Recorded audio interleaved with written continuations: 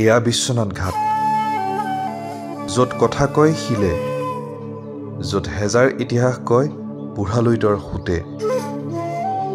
ইতিহাসৰ পৃষ্ঠাত সোণালী আখৰেৰে লিপিবদ্ধ বিশ্বনাথ ঘাটৰ আছে এনে বহু ৰহস্য, আছে বহু কাহিনী।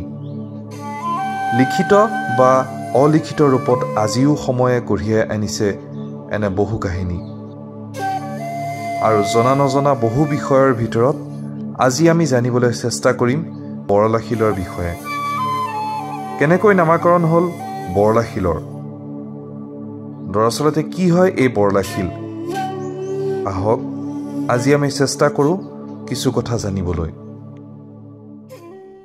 নমস্কাৰ, মই জিতেন্দ্ৰনাথ বৰঠাকুৰ। এইখন হৈছে আমাৰ বিশ্বনাথ ঘাট। এয়া হ'ল ব্ৰহ্মপুত্ৰ নদী, এয়া বুঢ়ীগংগা নদী, এই কিনাৰতে বীৰভদ্ৰ। এই বীৰভদ্ৰ মানে ইয়াত শিৱৰ দক্ষ যজ্ঞৰ কাহিনীটো আছে। মই দক্ষ যজ্ঞটো বৰ বিশেষ নকওঁ। সতী যেতিয়া যজ্ঞকুণ্ডত পৰি প্ৰাণত্যাগ কৰিলে, তেতিয়া শিৱ মানে বৰ অস্বস্তি বোধ কৰি পেলাই, শিৱৰ বৰ খং।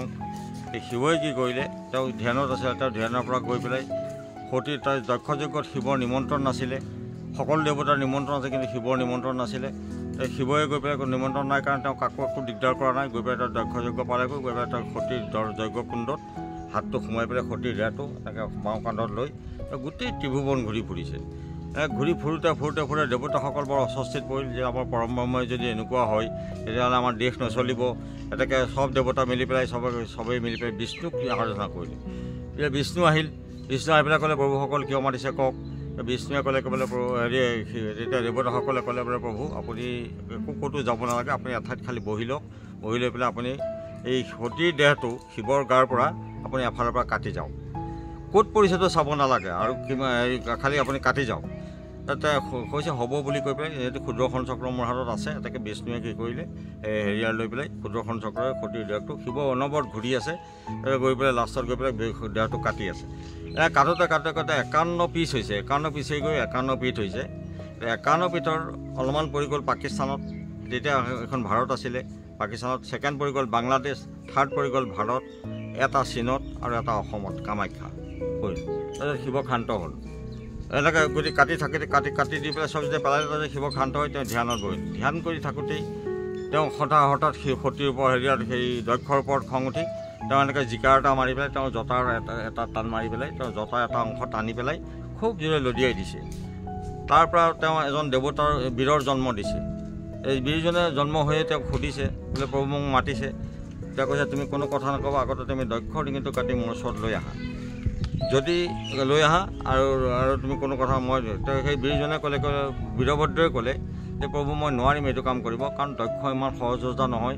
দক্ষক আপোনালোক চব দেৱতা মিলি বৰদান দি থোৱা আছে, সেইটো আকৌ শিৱই জানে, পৰম ব্ৰহ্মই জানে। তাৰপিছত গৈ পেলাই কৈছে যে চবে বৰদান দি থোৱা আছে। তাৰপিছত তেওঁক ৰেডি হ'বলৈ ক'লে, তেওঁ নমস্কাৰ কৰিছে, তেওঁ গোটেই পাৱাৰটো শিৱই সোমোৱাই দিলে। সোমোৱাই দিয়াৰ পিছতে গৈ সেই বীৰজনে গৈ পেলাই সেই দক্ষৰ ডিঙিটো কাটিলে। সেই বীৰজনে আছিলে এই বীৰভদ্ৰ। সতীৰ বীৰভদ্ৰ তেওঁ শিৱৰ জটাৰ পৰা জন্ম হোৱাৰ কাৰণে তাক বিয়া নকৰালে। সেইকাৰণে সেই বীৰভদ্ৰৰ আন এটা নাম বৰলাশিল বুলি কয়। শুনামতে ইয়াৰ পিছফালে এখন দৰ্জা আছে উত্তৰ চাইডে। দৰ্জাখন এতিয়া শিলৰ দৰ্জা, কিন্তু এনেকৈ লাগি আছে। এই দৰ্জাখন মানে ঐতিহ্যত তাত হেনো কিবা পূজা পাঠ হৈছিলে ভিতৰত। তাকে কিবা পূজাৰ সত্য যুগৰ কথা, সত্য যুগৰ পূজাৰীয়ে পূজাৰ ক্ৰম কিবা ভুল কৰিলে, ধৰি লওক দিব লাগে ফুল, দিলে বেলপাত বা তুলসী। হঠাৎ মানে কি কৰে, সত্য যুগত সকলো সত্য হ'ব লাগিব। হঠাৎ দুৱাৰখন বন্ধ হৈ গ'ল, পূজাৰী তাত থাকি গ'ল। আৰু প্ৰবাদ আছে যে সত্য আকৌ ঘূৰি আহিলে সেই দৰ্জাখন খোল খাব আৰু তাত আকৌ পুনৰ পূজা পাঠ হ'ব, শংখ ঘণ্টা বাদ্য এইবিলাক হ'ব। আৰু এসময়ত আৰু এটা প্ৰবাদ আছে, ইয়াত আমাৰ মানে বিশ্বনাথ ইয়াৰ বীৰভদ্ৰৰ কাষতে এই বুঢ়ীগাং নদী। এই বুঢ়ীগাং নদীত মানে কাৰোবাৰ যদি কিবা পাতে ঘৰত, কিবা কি বাচন চাচন লাগিলে ইয়াতে মানে এই বুঢ়ীগাঙত আহি পেলাই চাকি বন্তি দি কলপাত এখনত চাকি বন্তি জ্বলাই তেওঁক মানে আবাহন কৰি গুচি যাব লাগে। আৰু আপুনি যিখিনি বস্তু বিচাৰিছে সেইখিনি তাত উলিয়াই থয় বুলি শুনো। তাত উলিয়াই থয়, আপুনি পিছদিনাখন আহি পেলাই সেই বস্তুখিনি লৈ গৈ কাম চলাই পেলাই আকৌ আগৰ জেগাত নি পেলাই থৈ দিব লাগে। এই এটা প্ৰবাদটো মই শুনি, এইটো শুনাহে দেই, এইটো শ্ৰৱণ মানে মানুহৰ মুখৰ পৰা হেৰি কৰা কথা। এইটো ক'তো মই পোৱা নাই কিন্তু এইটো এতিয়ালৈকে।